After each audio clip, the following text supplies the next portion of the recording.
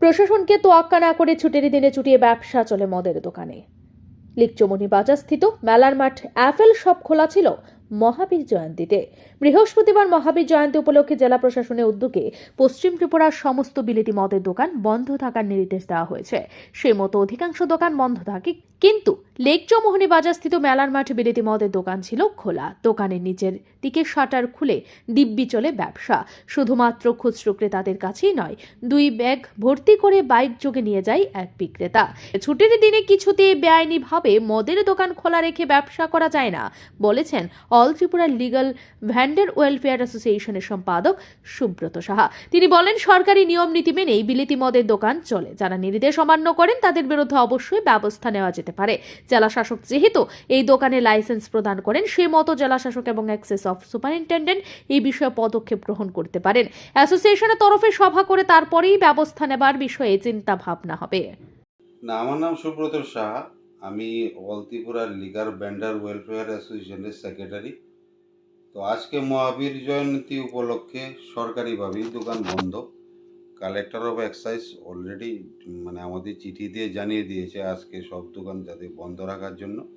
তো আমরা সেই মোতাবেক সব দোকানই আমরা বন্ধ রাখার সিদ্ধান্ত, যেহেতু ডিএম সাহেব আমাদের লাইসেন্স অথরিটি ডিক্লারেশন দিয়েছেন বন্ধ রাখার জন্য, তাতে আমরা দোকান বন্ধ রেখেছি।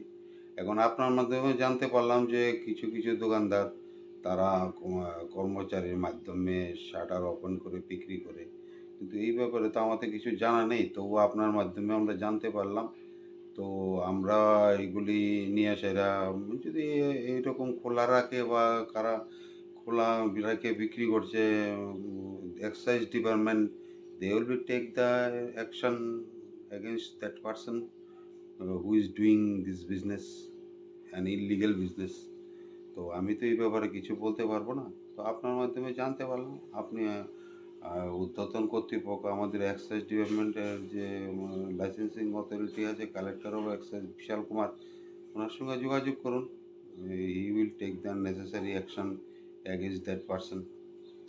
আর আমরাও আমাদের অ্যাসোসিয়েশন তরফ থেকে দেখছি কি করা যায়, এই নিয়ে আমরা আলোচনা করে। অ্যাক্সেস অফ সুপারিনটেন্ডেন্ট কাজল দত্ত বলেন, যেহেতু ছুটির দিনে দোকান খুলে ব্যবসা করছে তার জন্য যথাযথ ব্যবস্থা নেওয়া হবে। পাশাপাশি তিনি বলেন, এর জন্য দোকান মালিককে জরিমানাও করা হতে পারে। তাছাড়া তার লাইসেন্স বাতিল হতে পারে। তবে অভিযোগ যেহেতু এসেছে তার তদন্ত হবে এবং আইন অনুযায়ী অবশ্যই ব্যবস্থা নেওয়া হবে। Kajal Dutta, superintendent of excise west Tripura. আজকে যে মহাবীর জয়ন্তী সেই উপলক্ষে পশ্চিম ত্রিপুরা জেলায় যত ধরনের বিলেতি মদের দোকান আছে বা দেশীয় মদের দোকান আছে, সবগুলো দোকান বন্ধ রাখার জন্য আমাদের অর্ডার জারি করা হয়েছে। যেসব ব্যবসায়ী বা লাইসেন্সি এই মেমোরান্ডাম বা ড্রাই ডে মানছেন না, তাদের প্রতি আমরা আইন অনুযায়ী আমরা ব্যবস্থা নেব।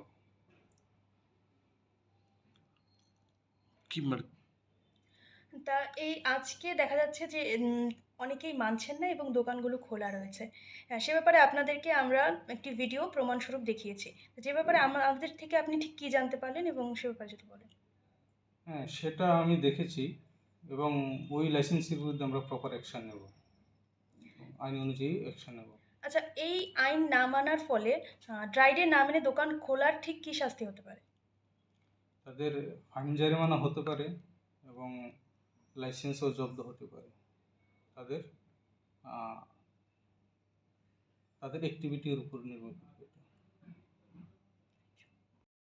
রাজধানীতে শারদোৎসবের সময় একাংশ মদের দোকান শাটার খুলে দিব্যি বিলেতি মদ বিক্রি করেছে।